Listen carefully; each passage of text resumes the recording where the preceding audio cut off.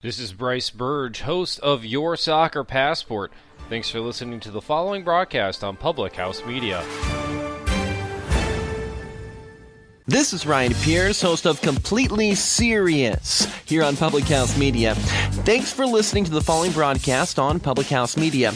Once you're done with this episode, I hope you'll come check out my show, Completely Serious, where we talk about sports and have fun with great guests. Don't forget to subscribe on iTunes so you'll never miss an episode of Completely Serious. Thanks again for checking out the following broadcast on Public House Media.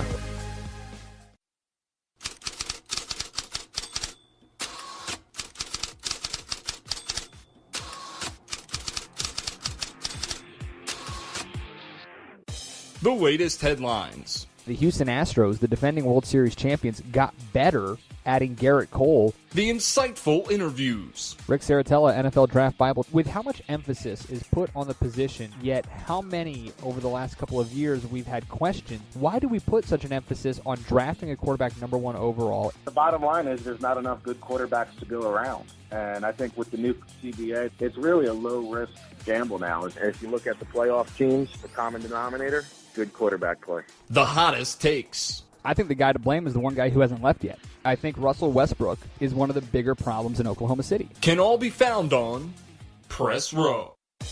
Broadcasting is part of the Public House Media Network. Here's your host, It doesn't matter what your name is, Christian Heimall.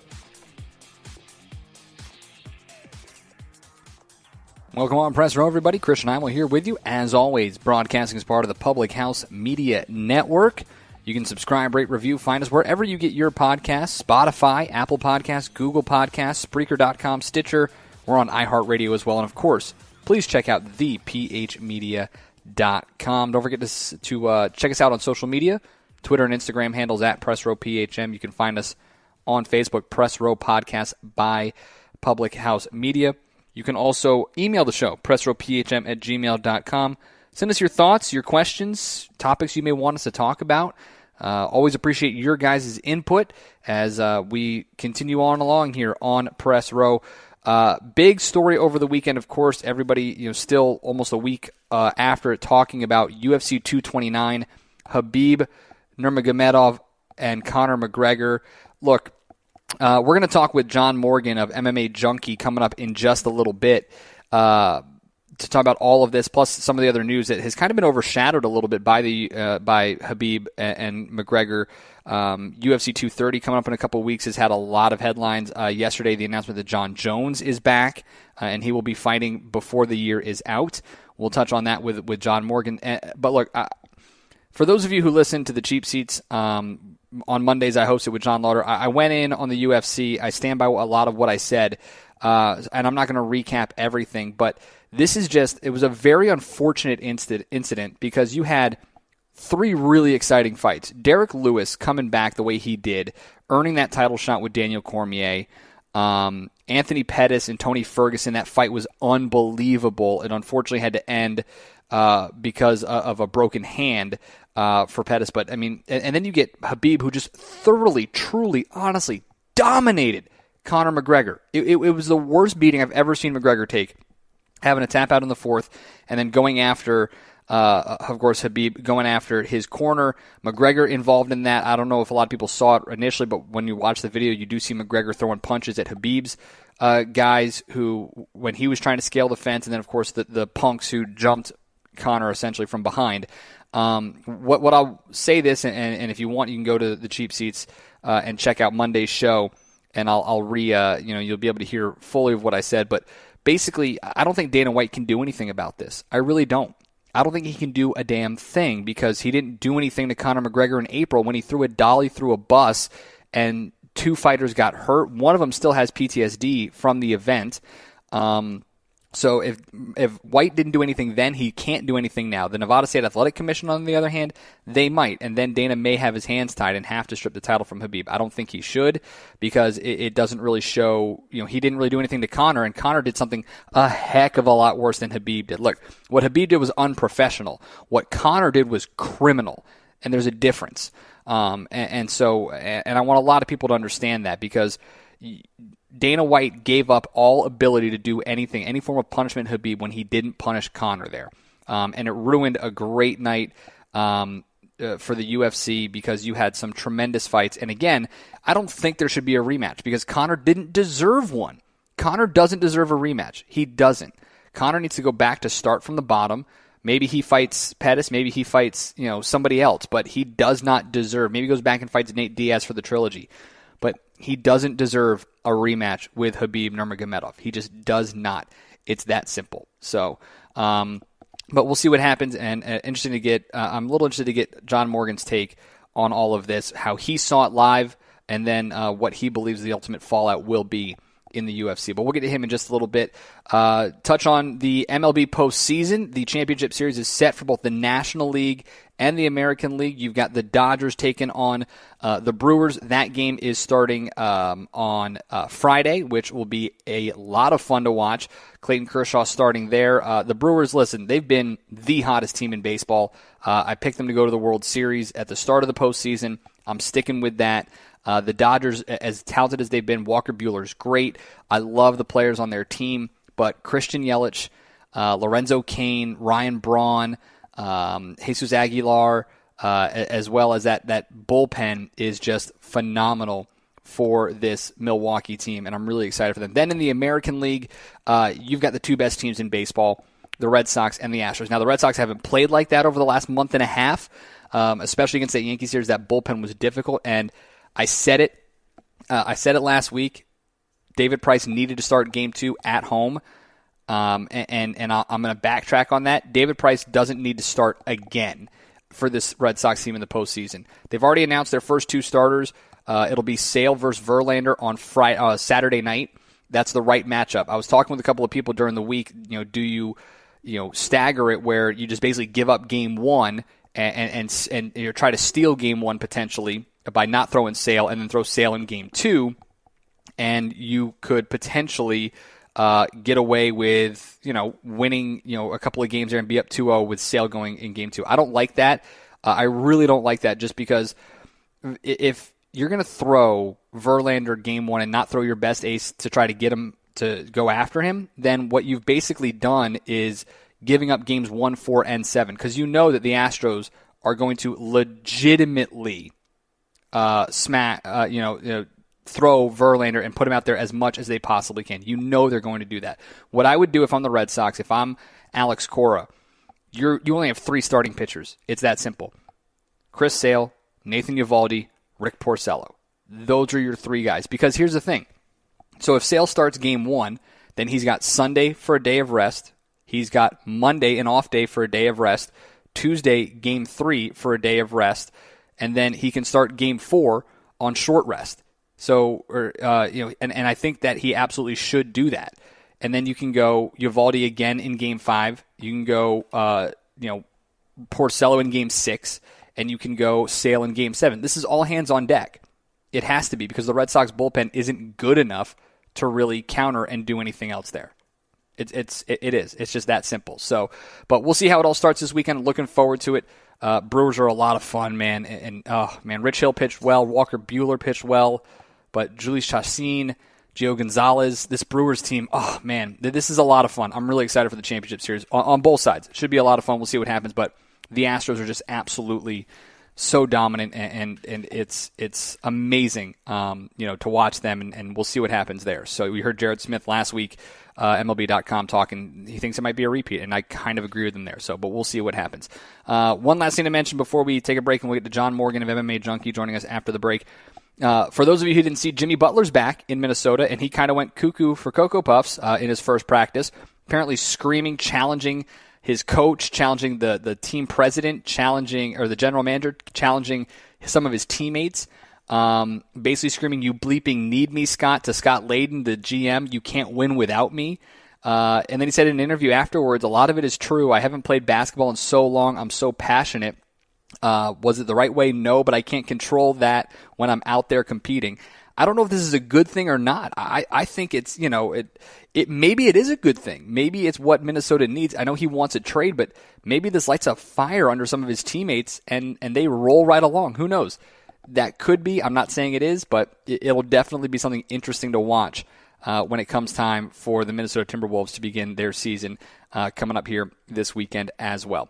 All right, we'll take a break. When we come back, John Morgan, MMA Junkie, is going to talk UFC 229. We'll talk UFC 230, coming up the first weekend of November. And then, of course, John Jones is back. What does that mean for the UFC? What does it mean for him, the light heavyweight division as well? It's all coming up. You're on Press Row, broadcasting as part of the Public House Media Network. Want to be part of the show? Go to Facebook and search Press Row Podcast Public House Media, or find us on Twitter and Instagram at Press Row PHM. You can also email the program, pressrowphm@gmail.com. Hi, this is Emily. This is Lindsay. And this is Elizabeth, co-hosts of Beauties and Headcanons here on Public House Media. Thanks for listening to the following broadcast on Public House Media. Once you are done with this episode, we hope you'll come check out our show, Beauties and Headcanons, where we talk nerdy to you about fandoms, fan fiction, and all pop culture for nerds that you can think of. A new show comes out every Friday. Don't forget to subscribe on iTunes so you never miss an episode of Beauties and Headcanons. Thanks again for checking out the following broadcast on Public House Media. This is Press Row with Christian Heimall, a Public House Media podcast.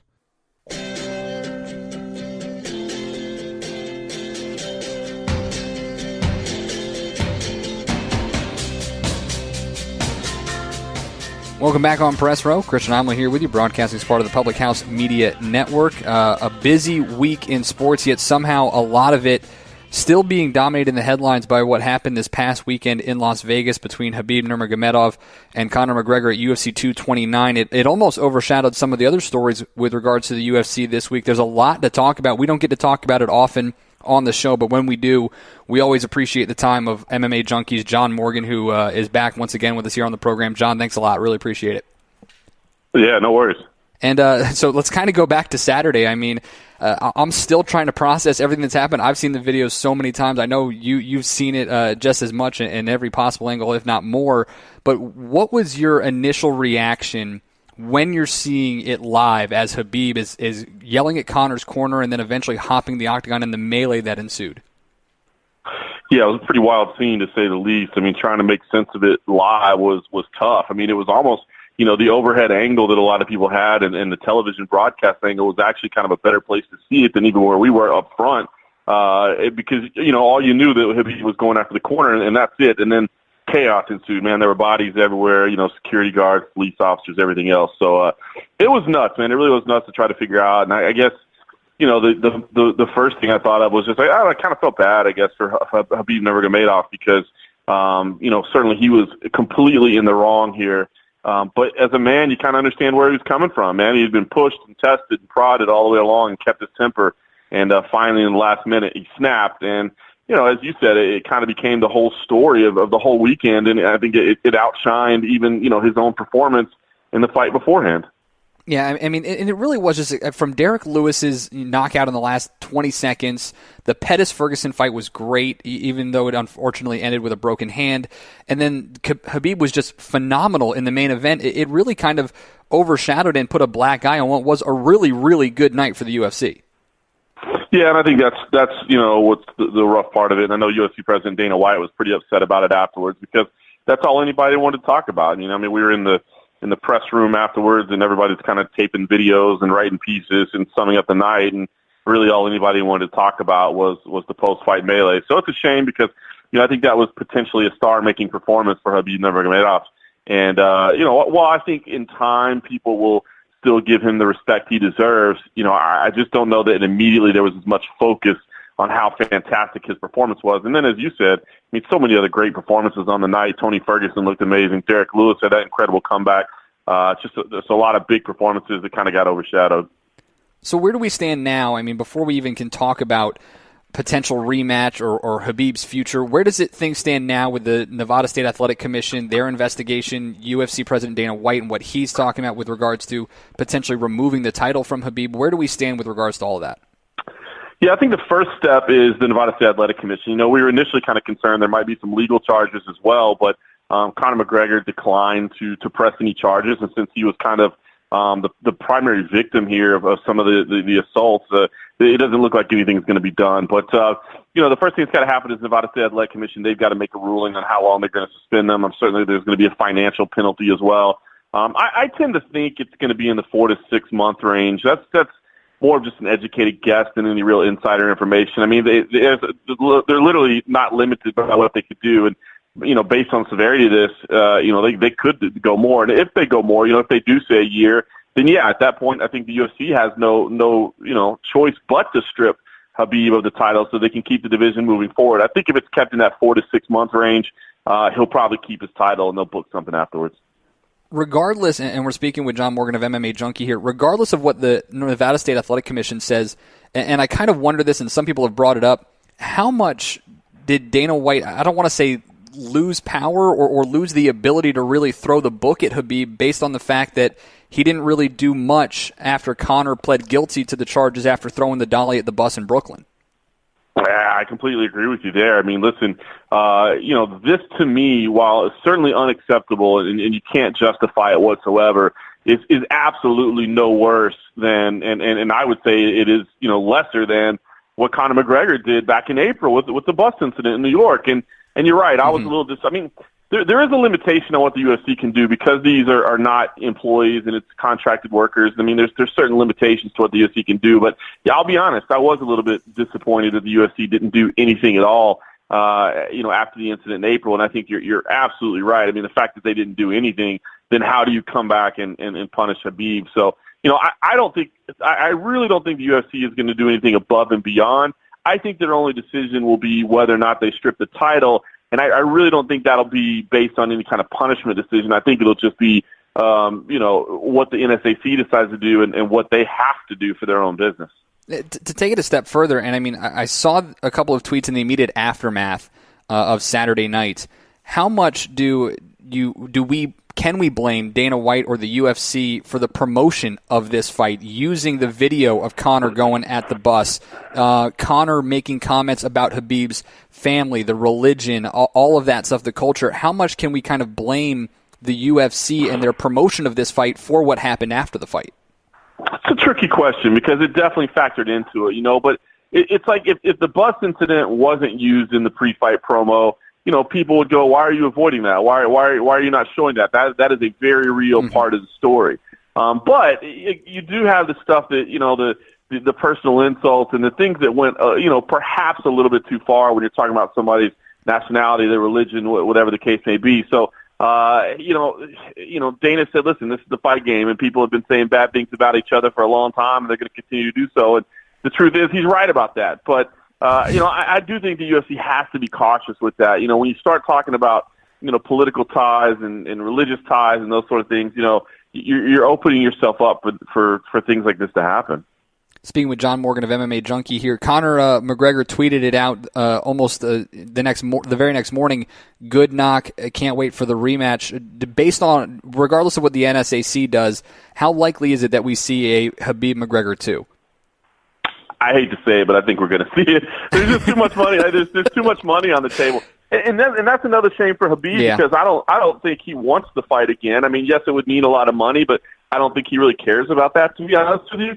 And I think, unfortunately, Conor did not earn a rematch with his performance in this fight. I mean, he was pretty thoroughly dominated. Yes, he did come back in the third round and show some heart, and I'll credit him for that. But it wasn't anything where I thought, man, I really need to see this fight again right away because it was just so close. But unfortunately, I think because of what happened after the fight, that continues the storyline, and there's just too much money on the table. And I think the UFC is going to find themselves, wanting to do it again to cash in on that interest. Well, I think UFC fans are more excited, and probably Dana White is more anxious to get to November 3rd in UFC 230 so we can talk about something else. But this week there were other headlines with regards to UFC 230 in the fact that now you have Dustin Poirier and Nate Diaz, which I was pretty pumped to see not happening. I mean, what's going on with this card? Because they just announced the headliner the other day, and then they had a co-main event taken away, and now there's a lot going on with this card coming up here in a couple weeks. It's crazy, man. Madison Square Garden, the UFC always wants to do big cards there. It's a premier destination. It's also a very expensive destination to do business in, so you need to put premier cards together so that you can sell tickets, because tickets are not cheap in that venue. So, they wanted to put together something special, and, They've just had troubles, man. It's been, I don't want to say a cursed card, but they've had so many options of fights that they wanted to do that they couldn't do for whatever reason or another, whether it be injuries or whatever else was happening. And so, they ended up settling on Daniel Cormier versus Derek Lewis, which is a fun fight. Don't get me wrong. It's a fun fight, and you still got some great matchups. I mean, Luke Rockhold versus Chris Weidman, David Branch versus Jacare Souza, Israel Adesanya, Derek Brunson. I mean, there's some fun fights on there, some really big fights. But it just seemed like they struggled to get it together. And then, as you said, the loss of Dustin Poirier due to injury, and now Nate Diaz on the card either. It's a big blow. So it's been a very tumultuous build-up to UFC 230. That being said, I mean, what are we looking forward to most? I mean, Derek Lewis even said, afterwards he doesn't think he's ready for Brock. You had a story on MMA Junkie saying he doesn't feel ready, but cash might help. I mean, how much or do we expect him to really kind of compete against DC? Listen, I mean, a little bit of that is Derek Lewis, just kind of the tongue-in-cheek guy that he is, man. He likes to have a good time. Mm-hmm. I mean, we saw the post-fight speech on Saturday night. The man enjoys having a little joke here and there. So, I think part of that was said, a little bit in jest, and, he always kind of jokes about the fact that, he only worked out 30 minutes a day. Maybe he's going to have to work out more than that. I mean, that's obviously not the case if you talk to the people around him, but he likes to have a good time with it. But listen, DC is a top pound-for-pound fighter. I mean, we actually at MMA Junkie have him ranked number 1 pound-for-pound right now. So, I mean, that goes to show you the type of quality athlete that he is. I think he's the big favorite here, and for a good reason. But, that said, Derek Lewis is 9-1 in his last 10 fights, and man, if he hits you, you're going to sleep, and it's that simple. I mean, he hits as hard as anybody in the game, so there's a chance. But overall, you'd have to pick Cormier to win the fight. And then that, of course, really kind of reaffirms what was being discussed, is that Shevchenko and JJ at UFC 231 now is the headliner there after they weren't sure about what was going to happen at UFC 230. I know that's still a little bit away, but kind of talk about that fight as well as that women's division in general. Yeah, no, listen, this has been a complicated week with that fight as well. And, of course, Tajara Eubanks was part of that for a little while, and she got that taken away. But, no, that's the fight we wanted to see. Joanna Jędrzejczyk versus Valentina Shevchenko is the fight that everybody wanted to see in the women's flyweight division. It's been a complicated launch to that division. Nico Montano was the initial inaugural champion in there, and a lot of people felt she wasn't necessarily deserving. She had issues making weight earlier this year, and she was stripped of the title. But these two women are phenomenal. They're as good as it gets in the women's division. They have a history together in kickboxing. Valentina Shevchenko actually beat Joanna Jędrzejczyk in kickboxing on multiple occasions, so she may hold a little bit over her there. But, Joanna, the mental attitude, the strength that she brings is something fun. It's a great fight. I'm happy that they put this fight together and put it back together, I should say. No disrespect to Tajara Eubanks. I'm happy, that they got her another fight. She was initially slated in this fight, but this is the fight that everybody wanted to see, and I think the UFC did good by making it. Speaking with John Morgan of MMA Junkie, follow him on Twitter at MMA Junkie. John, last time we had you on, we were discussing John Jones' most recent accusations, most recent positive test for a banned substance, and then you come out on Wednesday and have the story that he's going to fight at 232, UFC 232 for the title. So with John Jones back in the mix now, what does this mean for his career in the UFC and for the UFC light heavyweight division? Yeah, happy to see him back, to be honest with you, man. Hopefully he can keep it on the straight and narrow here. He's proven that he didn't purposely cheat, but he's got to be careful, man. It's 2 different brushes with USADA that he's had for positive tests, and in both times, he's proven to not be purposely abusing the system, but you still hate to think about what that does in terms of just kind of question marks around them. It really does, put some asterisks next to his legacy, which is a damn shame because John Jones, to me, is the pound-for-pound best talent on earth. I mean, I think he's the greatest fighter we've ever seen. We just don't have him ranked there because, this time he's had on the sidelines, he hasn't been out there racking up those wins. And I think those rankings are about accomplishments, not ability. So it's good to have him back. I think this is a fight we've wanted to see for a long time. I mean, Alexander Gustafsson gave him a fantastic fight the first time they met. I think it was a rematch that's long been demanded by the fans, and I'm happy that we're going to get to see it. Shame that Daniel Cormier is basically being stripped of his title for this, but I think it was evident that Cormier probably wasn't coming into the light heavyweight anytime soon. He's got that Brock Lesnar fight on the horizon. Of course, now he's taking this Derek Lewis fight as well, and he made it clear that by March he wants to call it a career. So, I think it makes sense for all parties involved, and I'm anxious to have John Jones back because he is a phenomenal talent. John Morgan, MMA Junkie, always gracious with your time. We appreciate it. Thank you so much. Thank you, sir. That's John Morgan, MMA Junkie. You can find him on Twitter at MMA Junkie John. Always enjoy having his conversation and getting him on the show here. So when we come back, we'll get to your listener questions and a message for all of you. I'm sorry, but Yankee fans or anybody who's upset about a team celebrating on the visiting field when they're the road team and they win. A little message for you, a little history lesson coming up in just a little bit. It's all coming up next on Press Row. Listen to every episode and get the latest shows sent right to you. Subscribe to Press Row on iTunes, Google Play, iHeartRadio, Spreaker.com, and Stitcher.com. Or visit us online at www.thephmedia.com. This is Kim Meyer, the host of Choose to Rise here on Public House Media. Thanks for listening to the following broadcast on Public House Media. Once you're done with this episode, I hope you'll come check out my show, Choose to Rise, where we talk about living with positive mindsets, how to increase our confidence, building our faith, and living out our life on purpose. A new show comes out via podcast every Monday, Wednesday, Friday. And if you want to catch the episode live instead, stop by Public House Media around 6:45 Central Standard Time, Monday, Wednesday, Friday as well. Don't forget to subscribe on iTunes so you'll never miss an episode of Choose to Rise. Thanks again for checking out the following broadcast on Public House Media.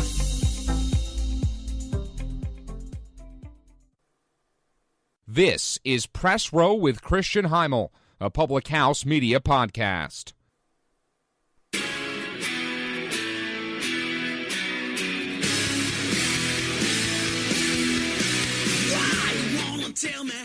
Back on Press Row, Christian Heimall here with you. Big thanks to John Morgan, MMA Junkie. Again, follow him on Twitter at MMA Junkie John for joining us here. Get to your listener questions as we do every single week. You can find us on Twitter and Instagram at PressRowPHM. Email the show, pressrowphm@gmail.com. Find us on Facebook, Press Row Podcast by Public House Media. Always appreciate your questions each and every single week. We'll start here.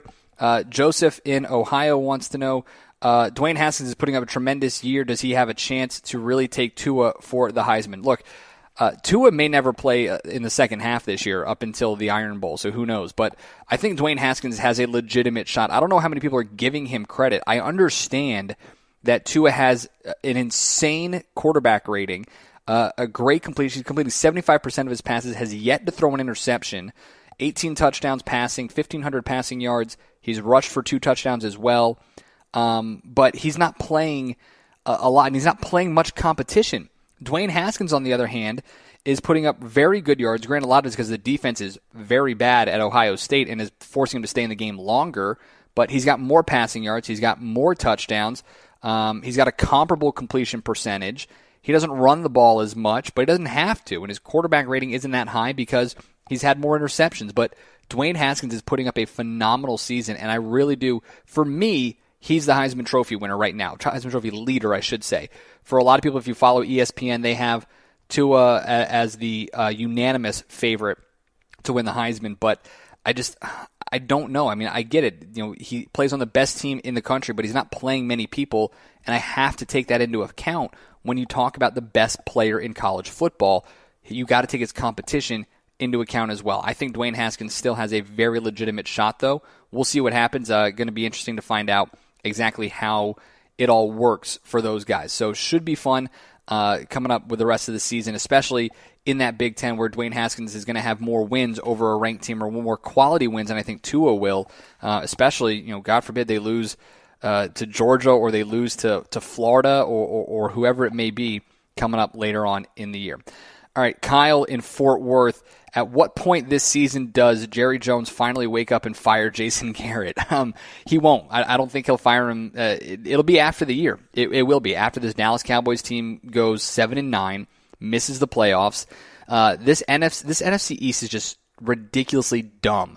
But you look at this past weekend and that Sunday night game against the Texans when you've got a legitimate shot to win the game. All you got to do is go for it on 4th down. They decide not to. He doesn't trust his offensive line, which is ridiculous because that offense was built to run the football. It was built to get 4th and 1s. But he doesn't even attempt it. And then the defense lets, DeAndre Hopkins go spinorama on everybody and get them into field goal position. It was the game-winning play, and he didn't do anything. Their lone wins have come against a terrible Giants squad and a lackluster Lions team that they had to really fight it out against. And then you've got players like Alan Hearns, who is calling out people for a play call, but then he'll say that the play call, he wasn't directing it at Dak Prescott. You look at what Alan Hearns said yesterday. Hearns said the decision to run deep curls against two-man coverage on 3rd and 8 from the Dallas 32, quote, is the worst play call that you would make. I didn't question. Everyone knows that that's not a good play call versus two-man. So what's unfortunate for us is that was their only snap in two-man. So when he was pressed more about it, he said it wasn't about Dak Prescott. That means your players are questioning the coach. And Jerry Jones doesn't get it. He doesn't. He doesn't understand that. The Cowboys are in must-win territory, in my opinion. This is a must-win game against the Jaguars. At home, they haven't been playing that well. They've got a very bad offense because Leonard Fournette hasn't been around. Then you go on the road to the Redskins. Your next 3 games after this weekend, 3 of your next 4 games at Washington, at Philadelphia, at Atlanta. This team, if they do not win this week, very legitimately could lose the next 4. Because you got the Titans at home, and I think the Titans are a better team. They're playing like it right now. But the problem is Jerry Jones doesn't freaking get it. He doesn't understand that it's the coach that's the problem here. A couple of years ago, Dak Prescott's rookie year, they let him be a game manager. They need to treat Dak Prescott the way the San Francisco 49ers used to treat Alex Smith. And let him be a game manager. Don't let him lose the game. But don't you dare let him try to win the game. Because that's how it feels right now. You got to do the same thing with Jason Garrett. The players are starting to question him. The fans have been doing it for a long time. I don't know if he has something on Jerry Jones, or I don't know if Jones just doesn't get it. I don't know. But we'll see what happens, because the Cowboys aren't going to be good until Jerry Jones and Jason Garrett are no longer part of this franchise. And it's probably going to take Jones leaving before Jason does. We'll see what happens. So, last one here. Derek in New Orleans. Drew Brees becomes the all-time passing leader in yardage on Monday night. Where does he rank for you in all-time quarterbacks? To me, he's number 2, and I tweeted this out, and I got some flack for it. But to me, Drew Brees is the second best quarterback of all time behind Tom Brady. Which is insane to think that we've got 2 of the greatest of all time still currently playing. To me, when you look at Brees and what his numbers are, Drew Brees, and this is very, very true. Drew Brees currently, right now, when you look at the statistics where he is leading or is in the top 5, whatever it may be, he is number 1 all time in passes completed. He is number 2 all-time in passes attempted, number 1 in passing yards. He is 4th in passing touchdowns. He is 4th in career passer rating. You look at passing yards per game, he is number 1. You look at passes completed per game, he's number 1. You look at his pass completion percentage for his career, he is number 1, 67%, the best ever. Those are the things that matter in a quarterback. And he's number 1 or on his way to being number 1 in just about every single one of those categories. The only one is passing touchdowns, where he's 4th. Behind Tom Brady, he's got 499. Brady has 500. Brett Favre has 508. He'll pass that this year. And Peyton Manning has 539, the all-time record. And he's going to break that too. He will. He'll break that. I don't know when, but you look at it on average, over 18 years, he might have a shot to break it next year if he continues to play. And at his size and in that city and what he's done, 1 Super Bowl, he's the greatest. He's the second best of all time. He's the second greatest quarterback of all time. He's phenomenal. So that's just my personal opinion. All right, always appreciate your guys' questions. Don't forget to subscribe, rate, review, share us with your friends and family. Spotify, Apple Podcasts, Google Podcasts, anywhere you get your podcast, and, of course, thepHmedia.com. One thing I want to address before we get out of here, Red Sox eliminating the Yankees in Yankee Stadium, the divisional series. First time the two teams have ever met in the DS. And a lot of people got upset with the Red Sox celebrating on their field and taking a team picture.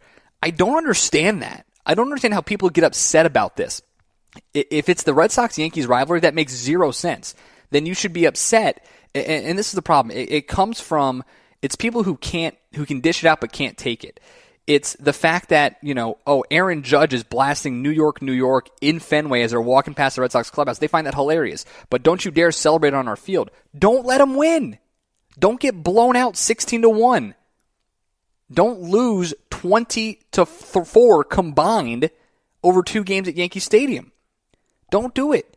I'm tired of people complaining about this stuff. Oh, they shouldn't do that when they shouldn't celebrate on the opponent's field. Yes, they should. Where else are they going to celebrate? They're going to wait till they get back to Boston to celebrate? No. Absolutely not. You think the Warriors cared when they celebrated in Cleveland? No. You think the Mets cared when the Yankees celebrated in Shea Stadium for a World Series? Probably because it was, New York, but still, where else are you going to celebrate? I don't understand that. It happens all the time. It happens everywhere. Just because your team lost doesn't mean you got to be upset about it like that. Just you got to be mad. You got to call people classless because they celebrated on your field. Don't let them win. You don't like when Cam Newton does his Superman thing? Don't let him score. It's that simple, people. It really is. You don't like when a guy celebrates after dunking? Don't let him dunk. It's that simple. It really is. I don't understand this. I don't understand this part of sports. Oh, it's classless. Oh, it's unprofessional. They shouldn't do that. They just beat their biggest rival in the divisional series on their field to advance to the championship series. They're celebrating something. Where else are they going to celebrate? Come on. Better than that, people. I don't get it. Oh well. Big thanks to John Morgan of MMA Junkie. Don't forget to follow him on Twitter at MMA Junkie John for all the latest information there. Head over to MMAJunkie.com as well. Check out his awesome work over there. Big thanks to you guys for being a part of the show. Don't forget to find us on Instagram and Twitter at PressRowPHM. Email the show, PressRowPHM@gmail.com. Or you can find us on Facebook, Press Row Podcast by Public House Media. You can find me on Twitter as well at Chris Heimall, ChrisHeimall. Eagles-Giants football tonight. NFC East is in a lot of trouble, especially, imagine the Giants pull this thing off tonight. Oh man, that could be interesting. Could make things really, really weird in the NFC East. Championship series in the AL and NL both starting this weekend as well. Enjoy it. It'll be a lot of fun. I can't wait to see you guys next week on Press Row.